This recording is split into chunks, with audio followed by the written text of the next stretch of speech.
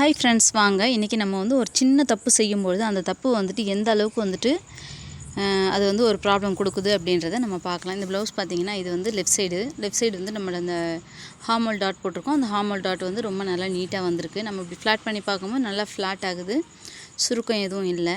அதே பார்த்திங்கன்னா இது ரைட் சைடில் பார்க்கும்போது பார்த்திங்கன்னா வந்துட்டு நமக்கு சுருக்கம் இருக்குது. சரி, எதனால் இந்த சுருக்கம் வந்திருக்கு அப்படின்றதுனால திருப்பி பார்க்குறோம். நம்ம திருப்பி பார்த்தோம்னா வந்துட்டு அதில் வந்து நம்ம சின்ன தப்பு தான், ரொம்பவே மைனூட்டான தப்பு தான். இது ஒன்றும் பெரிய விஷயமே கிடையாது.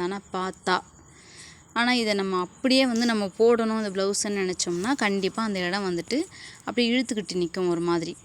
இப்போ இதில் வந்து ஃப்ளாட்டாக உட்காந்துருக்கு கரெக்டாக வந்து அந்த டாட்டு. இதில் வந்துட்டு அப்படி உட்காரல அப்படின்னும்போதே வந்து கண்டிப்பாக இது பிரச்சனை தான். இதை வந்துட்டு நீங்கள் என்ன பண்ணணும், இது எதுக்காக நான் இதை செஞ்சு காட்டுறேன் அப்படின்னும்போது இந்த மாதிரி தப்பு வந்து ஒரு சில ப்ளவுஸில் வந்து இருக்கும்.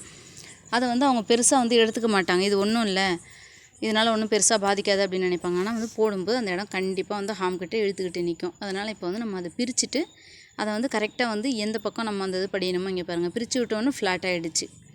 சரிங்களா? அதனால் வந்துட்டு எப்போவுமே வந்துட்டு இந்த நம்ம ஹார்மோல் டாட் போடுறது பார்த்திங்கன்னா கரெக்டாக வந்து நம்ம கையை அட்டாச் பண்ணிவிட்டு வரும்பொழுது அந்த ஹார்மோல் டாட்டை வந்துட்டு நம்ம ஹார்ம் சைடில், அதாவது அக்கல் பக்கத்தில் வந்து நீங்கள் திருப்பி விடுங்க. அக்கல் பக்கத்தில் திருப்பி விட்டுட்டு அந்த கையை ஜாயின் பண்ணுங்கள். கையை ஜாயின் பண்ணும்பொழுது வந்துட்டு அந்த டாட் வந்து சரியான பகுதியில் உட்காந்துருக்கும். இந்த மாதிரி திருப்பிக்கிட்டு முறுக்கிக்கிட்டு இல்லாமல் பார்த்துங்க. இது முறுக்கிட்டு இருந்தாலும் அந்த இடத்துல ஃப்ரண்ட்டில் வந்து நமக்கு வந்து ஃப்ரண்ட்டோ பேக்கோ அந்த இடத்துல ஃப்ரண்ட்டில் தானே நம்ம டாட் போடுறோம், அந்த இடத்துல வந்து முறுக்கிட்டு இருக்க மாதிரி இருக்கும்.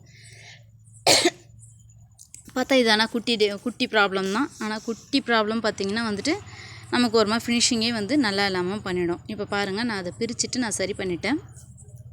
சரி பண்ணிட்ட பிறகு அது எப்படி இருக்குன்றதை நீங்கள் பாருங்கள். இப்போ ஃப்ளாட் பண்ணுறோம். இப்போ பாருங்கள், இது கரெக்டாக இருக்கும். இது மாதிரி ப்ராப்ளம் வராமல் பார்த்துக்குங்க. இது உங்களுக்கு செஞ்சு காட்டணும் அப்படின்றதுக்காக தான் நான் இதை வந்து இந்த மாதிரி தைச்சி நான் பண்ணி காமிக்கிறேன் உங்களுக்கு. சரிங்களா? வீடியோ பிடிச்சா லைக் பண்ணுங்கள். தேங்க்யூ.